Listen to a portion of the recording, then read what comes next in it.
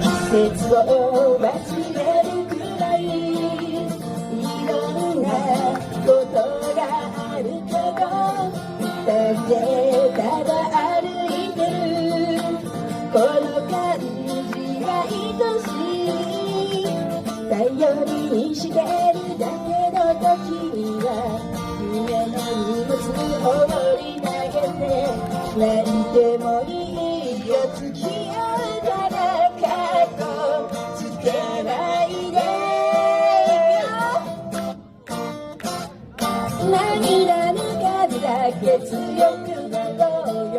風に揺れている花の音に自分をそのまま信じていてね。明日は来るよどんな時も